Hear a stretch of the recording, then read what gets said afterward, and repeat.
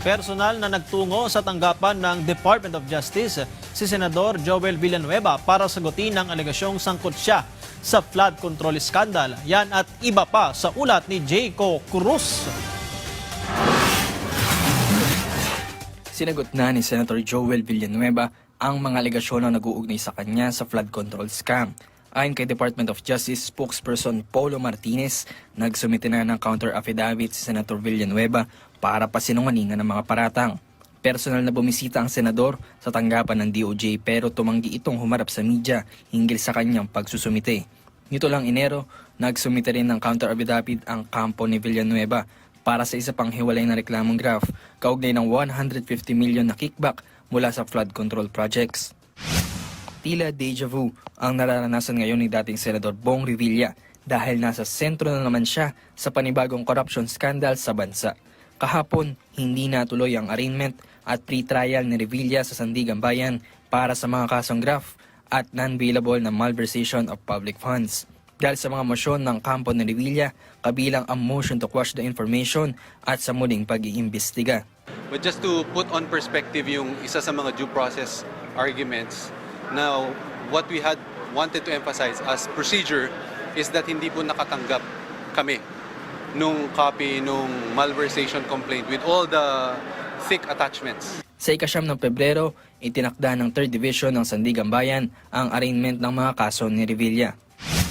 Mismong chairman ng Committee on Ethics ng Senado na si Senator J.B. Ejercito ang nahaharap ngayon sa isang ethics complaint. Kaugnay umano ng hindi niya pagdinig sa reklamo laban sa kapwa niya senador na si Senator Jesus Escudero kaugnay ng 30 million peso campaign donation na tinanggap mula kay Lawrence Lobiano, ang presidente ng Centerway Construction. Sagot naman ni Ejercito, hindi niya ito sinadyang tulugan. Hindi pa lang talaga anya buo ang komite dahil wala pa itong natatalagang mga miyembro para magsagawa ng pagdinig.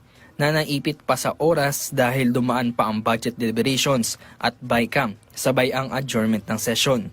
Nagkaroon ng change in leadership, so the ethics committee was the chair and the members were vacant. I was appointed or designated October already, a day before kami mag-adjourn. So there was no more time for the ethics committee to be constituted. Budget hearings na and then BICAM, di ba? So there was no plenary session anymore para mabasa ang members ng ethics committee. Kaya hindi pa siya formally constituted. Samantala, titiyakin naman ng senador na ang uusad sa mga nakabinbin na mga reklamo ay ang may sapat na ebidensya. Once constituted, we will have an organizational meeting, elect the members, set the rules, the procedures, probably hear one or two first ethics complaint, and then we'll also determine kung ano yun yung may grounds sa mga na-file. Hindi naman lahat yan talaga may di ba? Enough grounds. So, yun po, siguro that will be, and we will decide later on kung ano yung itutuloy at ano yung hindi itutuloy na complaint. Kung ano po yung talaga merong ebidensya, enough evidence or enough grounds for it to continue. Jayco Cruz para sa Pambansang TV sa Bagong Pilipinas.